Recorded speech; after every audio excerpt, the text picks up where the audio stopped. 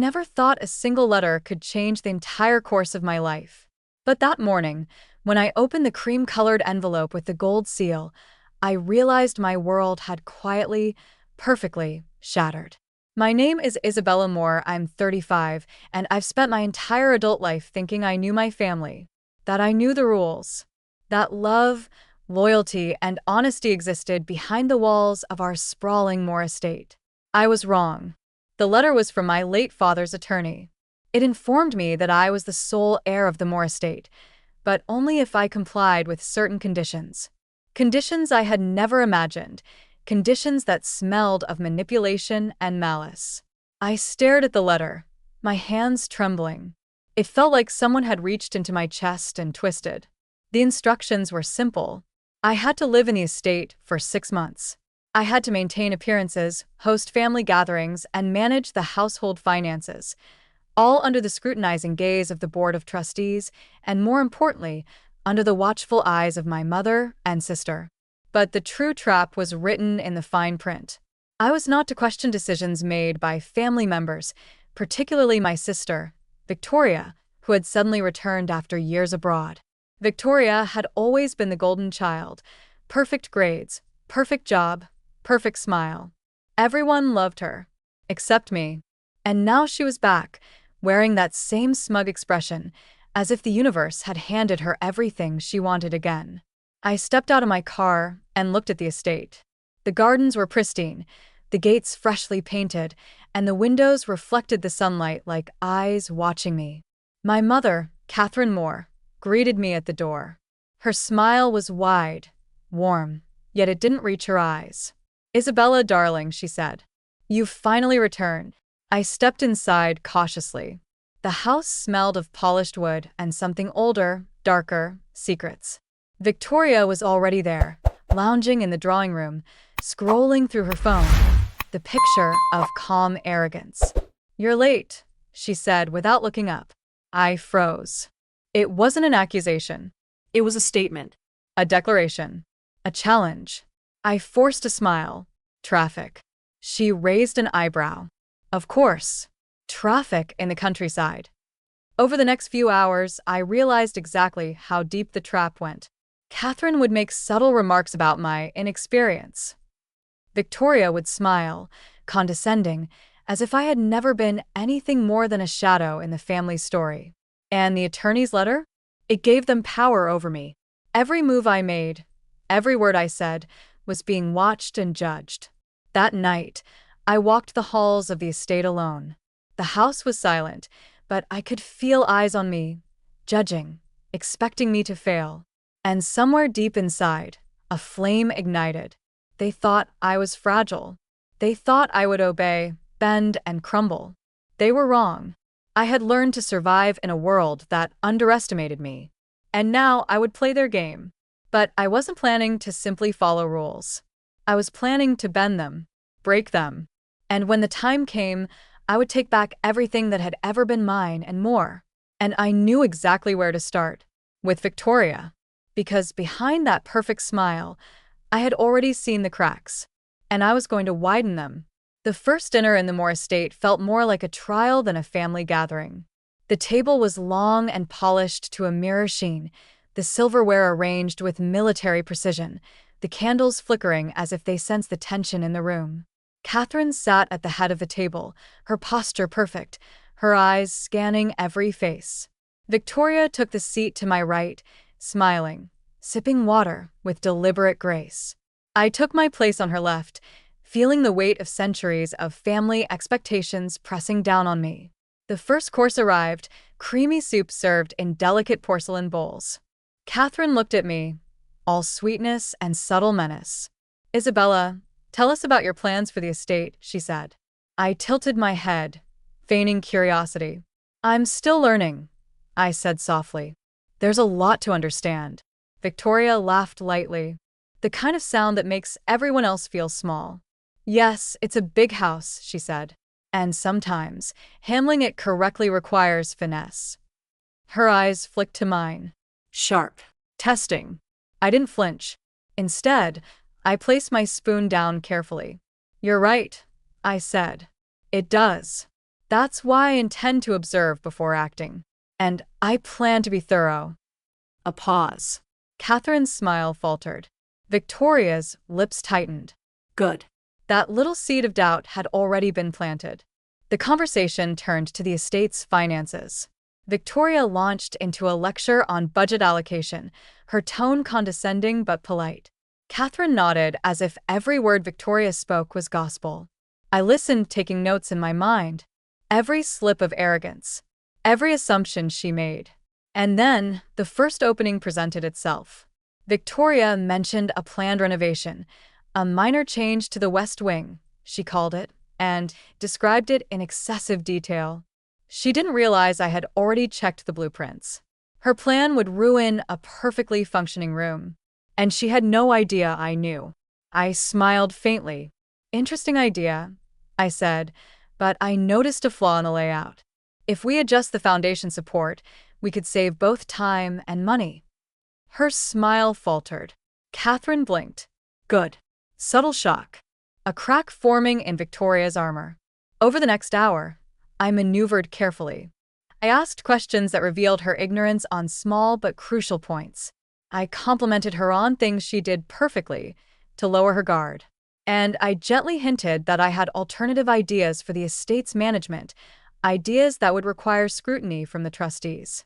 By dessert, Victoria's confidence was slightly shaken, though she hid it with practiced elegance. Catherine, for the first time that evening, seemed unsure. And I knew why. For years, I had been the shadow daughter. And now, just by speaking, I was no longer invisible. But the real shock came at the end of the evening. As I rose to leave the table, Victoria leaned in close, her voice soft, almost conspiratorial. Be careful, Isabella. Some of us play for keeps. And the Moores don't forgive easily. I froze for a heartbeat, letting her words sink in. Then I smiled, the one I reserved for moments like this. Cold, controlled, dangerous. Noted, I said. And in that moment, I felt it, the thrill of the game. Over the following days, I began subtly undermining Victoria's influence. A misplaced memo here, a carefully timed phone call there. I learned her habits, her weaknesses, the way she relied on flattery and public approval. I planted seeds of doubt with the board of trustees, without them suspecting my hand. Catherine, meanwhile, tried to assert control, but I noticed her hesitating, torn between loyalty to Victoria and fascination with my unexpected strength. I could see it in the way she watched me, sometimes approving, sometimes confused. And Victoria? She began to sense that the shadow daughter she had ignored was no longer insignificant. Late at night, I would hear her pacing in her room, muttering to herself, planning countermoves I was already anticipating. I realized then the estate was not just a home. It was a battlefield. And every smile, every compliment, every word spoken at the table was a potential weapon. I had walked into a trap, yes. But every trap can be turned. And I had begun turning mine. By the end of the week, my plan was set. Small acts of sabotage, subtle leaks of information to the trustees, gentle undermining of Victoria's credibility, all orchestrated so that when the time came, my family would see me not as the naive, obedient daughter, but as a force they could not ignore. The question was no longer whether I would survive the next 6 months. It was whether Victoria would realize, before it was too late, that I had already won. And deep down, I knew she wouldn't, because she had never faced someone who played the family game as ruthlessly as I could. The morning after the family dinner, I woke early. The estate was still, but I could sense the tension hanging in the air like fog. Victoria's footsteps echoed in the hallway, deliberate and sharp, the footsteps of someone who believed themselves untouchable. I sipped my coffee, calm and deliberate, as I reviewed my notes. Every conversation, every glance, every subtle indication of weakness in Victoria's demeanor was recorded in my mind. This wasn't just a game. This was survival. And I intended to win. Later that day, Victoria approached me in the library. Isabella, she said, voice smooth, I noticed you've taken an interest in the West Wing renovations. I tilted my head, letting a small smile touch my lips. Yes, I have. It seems the foundation may need extra support.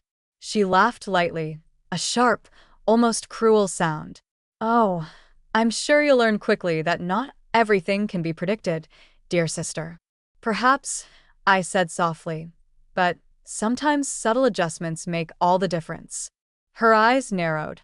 I could see the calculation behind her gaze. She was assessing me, testing me. She had no idea, though, that I had already anticipated this exact interaction. That evening, Catherine called me into her study. I've been thinking, she began cautiously. Victoria may not be entirely ready to step aside if you want full management of the estate. I smiled faintly. Mother, I don't want her to step aside. I want her to show her true colors. Catherine blinked. Isabella, I've learned patience, I said. And timing. The next few days became a careful dance. I leaked small, harmless mistakes Victoria had made to the board, nothing traceable to me, enough to seed doubt. At breakfast, I mentioned a minor miscalculation in the estate's budgeting, hinting that I had double-checked Victoria's figures. She stiffened but laughed it off in front of Catherine. Later, I discovered Victoria had been subtly spreading rumors about me, suggesting I was naive, too rigid, too inexperienced to handle the estate. I knew then that it was time for the first strike. I invited one of the trustees, a close friend of my father's, for tea under the guise of discussing minor estate adjustments. Over tea, I casually referenced Victoria's errors, framing them as potential concerns that needed attention. By the time Victoria discovered the meeting, it was too late. The trustee had already seen the evidence. The doubts had been planted. Victoria confronted me in the garden that evening, her usual composure cracking just slightly. Isabella, she said sharply, I know what you're doing. This isn't over. I leaned against the marble fountain, calm and unshaken. It never is, Victoria. But remember, the shadows are always deeper than the light you see. Her lips pressed into a thin line, and for the first time, I saw fear in her eyes. Just a flicker, barely noticeable, but real. That night, as I walked through the dimly lit halls of the estate, I allowed myself a small, satisfied smile.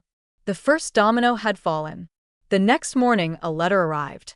Not from the attorney, not from my mother, but from an anonymous source. Victoria knows more than you think. Be careful who you trust. The game is far from over. I read the note twice, then folded it neatly. Good. Let them try to warn me. Let them try to intimidate me. Because I had already begun rewriting the rules. And every move I made from now on would be precise, calculated, and lethal in its subtlety. I wasn't just surviving. I was planning a complete takeover. And soon, everyone in the Moore family would learn exactly what happens when you underestimate the shadow daughter. The morning sun filtered through the estate's tall windows, casting long, sharp shadows across the drawing room. I stood at the top of the grand staircase, taking a deep breath, listening to the quiet hum of the estate. Today would decide everything. Victoria had begun acting differently. Subtle cracks in her armor were now more obvious, small bursts of frustration, clipped remarks, and moments where her confidence faltered when she thought no one noticed. I had waited for this.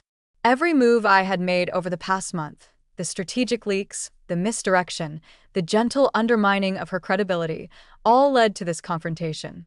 I walked into the library, where Victoria was reviewing the renovation plans. Her posture was perfect, but her hands trembled slightly as she flipped the pages. Good morning, Isabella, she said with her usual sharp smile. I see you've been busy. Very busy, I replied, calm and steady. Observing, learning, and planning.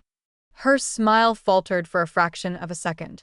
I could feel it, that micro-expression of doubt, the one she'd never let anyone else see. Planning? She asked a little too sweetly. Planning what? I leaned closer, letting my voice drop just enough to feel intimate, dangerous. Planning to make sure the Moores know who truly belongs in this house. Her eyes narrowed. You're overestimating yourself. Perhaps, I said softly. Or maybe you're underestimating me. The shadow daughter is far more dangerous than anyone imagined. By noon, the first direct confrontation erupted. Catherine, ever the careful observer, tried to mediate between us at lunch. Victoria made a pointed remark about my supposed inexperience, but I deflected, smiling politely while slipping subtle hints to Catherine about the inconsistencies in Victoria's financial reports. Catherine's eyes widened subtly, just enough to give me confirmation that the seeds I had planted were sprouting. After lunch, I received an anonymous note slipped under my study door. She knows. Be careful. One wrong move, and it all falls apart. I read it twice, then smiled. Good. Let her think she's ahead. Let her think she has control. The more she believes it, the more she will reveal. That evening, the grand family meeting took place. The trustees had been invited to evaluate the estate's management, and I had prepared carefully. Victoria, unaware of the evidence I had compiled, strutted into the room with all the confidence of someone certain they would win. I stayed calm, letting her shine at first. Then I began to reveal subtle mistakes in her management. According to the last reports, I said, there was a discrepancy in the West Wing renovation budget. It seems a small amount went unaccounted for. Victoria's face tightened. I can explain that. I let her explain, nodding, making small, calculated gestures of sympathy while planting doubt in the trustees' minds. By the end of the meeting, murmurs of concern spread quietly through the room. The first cracks in her armor had become visible. Later that night, I confronted Victoria in her room. I know what you're planning, she hissed, pacing. You're trying to turn everyone against me. I'm not trying, I said, leaning against the doorframe. I'm succeeding. You'll never control this house, she spat. Never. I walked slowly toward her, letting each word land with precision. Control? I asked. I never needed control. I just needed patience. And now, Victoria, the truth is simple. The house, the board, and even Mother, they all see the real you. Her face went pale. You can't. Yes, I can, I said calmly. Because the Moores don't forgive manipulation, dishonesty, and betrayal. And all three are your specialties. Her hands trembled, lips quivering. For the first time, she looked truly vulnerable. I didn't strike physically. I didn't need to. The estate was mine to command now. Every secret I had uncovered, every misstep of hers, every small flaw she had ignored, I revealed them with surgical precision to the trustees and Mother. By the following morning, Victoria's position was shattered. Her attempts to rally support were met with polite indifference. Catherine, though careful, now looked at me with approval, a silent acknowledgement that I had earned my place. 2 weeks later, I walked the gardens alone, breathing in the fresh spring air. Victoria had retreated to the city, seeking allies who no longer existed. Catherine finally smiled at me without that cold scrutiny, and the estate, the house that once felt like a trap, now felt like home. For the first time in years, I was free. Not just from manipulation or deceit, but from the weight of expectations, from being underestimated, from the family politics that had once suffocated me. I realized then that revenge wasn't only about punishing those who wronged you. It was about reclaiming your life, your power, your voice. And I had done all three. As I looked out over the estate, the sun setting in fiery orange over the horizon, I smiled. The Shadow Daughter had won. The Moore estate was mine, not just by inheritance, but by strength, patience, and cunning. And for the first time, I allowed myself to hope. Hope for a future built by me, for me, free from lies, manipulation, and betrayal. The past had tried to break me. The family had tried to trap me. But I had emerged stronger, smarter, and unstoppable. And that, I knew, was the sweetest revenge of all. Ending note. Isabella reclaims her life. Victoria is defeated, and the estate, and the family's respect, now belong to the one they underestimated for far too long.